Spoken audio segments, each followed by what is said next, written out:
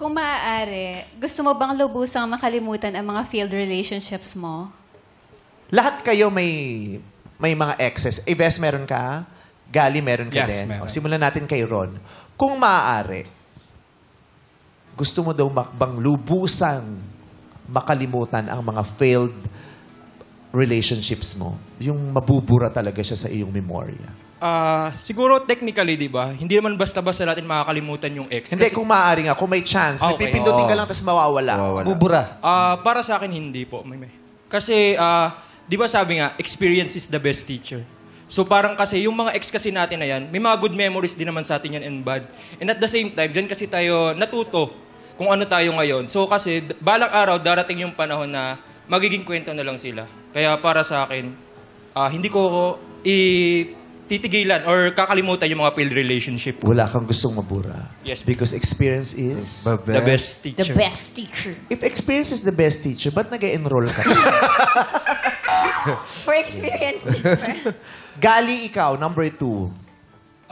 For me, hindi mo siya dapat kalimutan or talikuran kasi it's part of your growth kung sino ka ngayon, kung ano ka ngayon. Dahil sa mga failed relationships mo.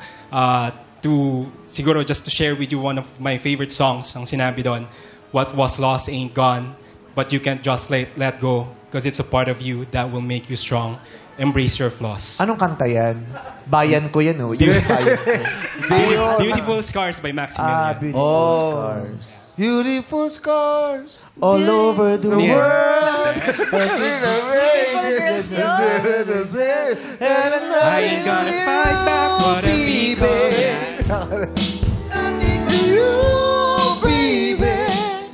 So wala kang kakalimutan. Ayaw niya. Ives. For me, yes. Kasi if aalalahanin mo yung mga memories nila, nyo ng ex mo, parang may comparison kapag makakakilala ka ng bago. What I suggest na lang is put it in a box, those memories na nagpapaalala sa kanya, and then keep it inside her room.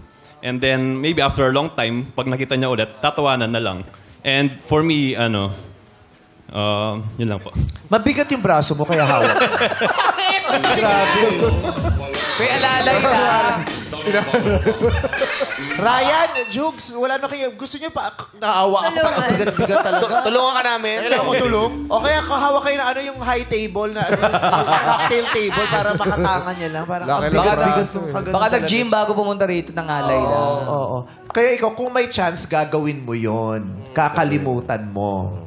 Oh. Kung di man lang siguro, baka meron kang...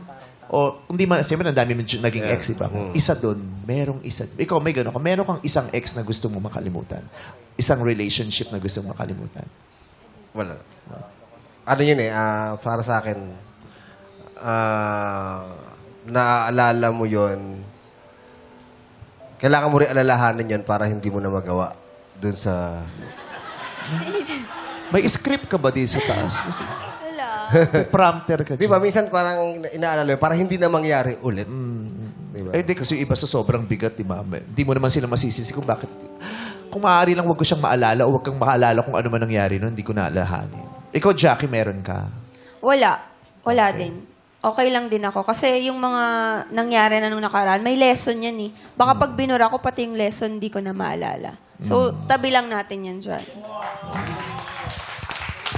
Tama. Ba talaga si Jackie? At saka, di ba, lahat daw ng pangyayari at saka lahat ng tao nakakasalumuha mo, magkakadugtong, may connection sa isa't isa. Pag may tinanggal kang isa doon, hindi mo na mauunawaan kung saan nagsimula yung connection mo dun sa iba na sumunod dun. Kasi di ba, yung konektado yan, lahat ng nakasalamuhan natin, magugulat ka kung pag-aaralan mo lang talaga, lahat sila konektado. Para siyang mapa. Galing ka rito, hanggang sa mapunta ka dun sa gusto mo. Tapos, Ang pangit pala ng kamay mo. Wow, dati ka bang leprechaun? Morgan, hugis kandila yung kamay mo. Magaganda ang mga sagot nila. Sinong bibigyan mo ng green flag? Sa akin po si Tu. Si Gali, yung may kanta. Yes po. Bakit? Gusto mo rin yung kanta? Nabanggit niyo po kasi na parang yung hindi niya kakalimutan yung failed relationship kasi parang it's all part of growth po. Which same po sa thought ko. Na parang yung mga past relationship po kasi isa yun sa mga recipe po kung ano ka ngayon or as a person or how you think or act po. Okay, thank you. Congratulations, Gali. May green flag ka na. Approve ba kay sa iyong best friend at cousin na si Ian? Ian, okay sa yung sagot ni Gali o may iba kang choice? Yes po, actually si Turin po yung pinipili ko. Oh, si Turing pala ang gusto niya. Si Turing. Si Turing. Question number 2. Number 2, kung may pag-ibig pa, babalikan mo ba ang taong nanloko at labis na nanakit sa'yo? Kung may pag-ibig pa, babalikan mo ba yung naloko at labis na nanakit sa'yo? Unahin natin si 3, Ives. For me, no. Kasi if babalikan mo, parang meron ng doubt. Hindi naman 100% yung love. Hindi na genuine. Lahat ng mga bagay, tinitignan nyo, binabantayan nyo. Lalo na kung may history of kung anumang kasalanan niya. So parang binabantayan mo pa ulit lahat ng gagawin niya. Kaka-trust issues, kumbaga. Trust issues. 1, Ron. Para sa akin, hindi rin. Kasi maawa ka naman sa sarili mo. Kasi parang darating yung time na torturein mo yung sarili mo eh. Kasi every time na may ginagawa siyang hindi maganda, paghihinalaan mo. So masasaktan ka lang. So it's a no na po. Gali, 2. Pareho, majority. No din ako. Kasi, again, babalik ako doon na learning process yan. Everything happens for a reason for me. So, minarapat yan ni God para makita mo kung ano yung tunay na kulay ng tao. At saka minsan, kahit mahal na mahal mo, parang lubid yan na pagpilit mong hinawakan yan, masiinit yan. So, minsan, better to let go. Jelly, kanino ang green flag? This time po kay 3 po. Yung unang nagsalita? Apo. Si Ives. Kay Ives. Congrats, Ives! May green flag ka na din! Last question. Alas, bakit dapat kitang pagkatiwalaan? Rekta na. Gali, number 2. Para sa akin, dapat mo akong pagkatiwalaan kasi what you see is what you get. Hindi ako naniniwala sa best foot forward. And I think sa pagbibigay mo ng totoong katauhan mo dun sa magiging partner mo, isa yan sa pinakamalaking bagay na mabibigay mo. It also gives you the favor of knowing the person truly para wala kang doubt sa kanya, wala kang insecurities na makukuha sa kanya. Kumbaga, buo yung pagtitiwala na mabibigay mo sa kanya kung kilala mo yung buong pagkatao niya simulat sa pool pa lang. Number 3, Ives.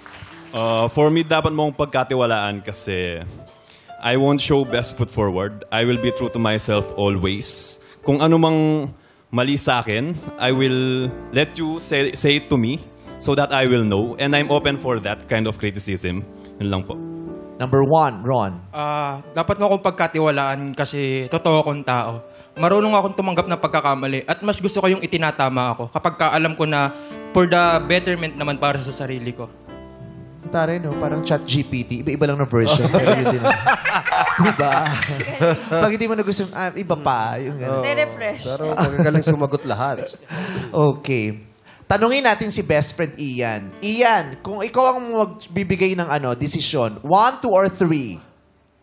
1. 1, sabi ni Ian. Pero Jelly, gusto mo din ba ang gusto ni Ian? Sino ang bibigyan mo ng green flag?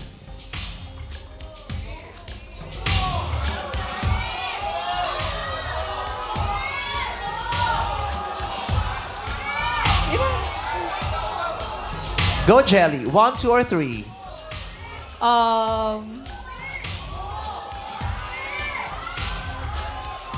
Gosh. 3 po. 3, si Ives! Sa kadalawang green flags na. Congratulations! Ayan, congratulations, Ives. Pero bago yan, Jelly, heto muna ang mga searching. Hindi mo napili. Simulan natin kay searching number 1. Ron, magpakilala ka na. Hi, Jelly. I'm Ron. Sana dumating yung time na may magsuot na ulit ng singsing sa daliri mo. Yun. Thank you, Ron. Gali? Papakilala ka namin kay Jelly. Hello, sorry, hindi pala ako mic. I wish you the best. Sana mahanap mo yung healing na hinahanap mo. 5 years na yon. Sabi nga ni Ian, time to let go. So, good luck and enjoy. Thank you, Gali. Message naman dyan kay Kaz. Kaz, Ian.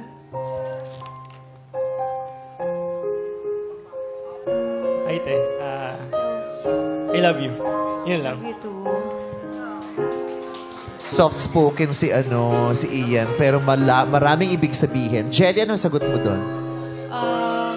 I just wanna thank you for always being there for me sa mga pagsama sa akin sa ups and downs ng life ko. And grateful ako and you're a blessing in my life. And I'm always wishing na maging masaya ka rin palagi. Thank you, Jelly. Ian, anong bilin mo kay Ives?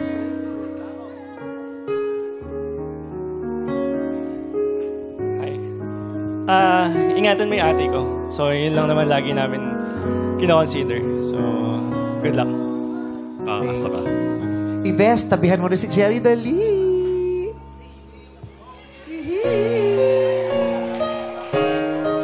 Rita Daniela. Ever since I met Jelly, me.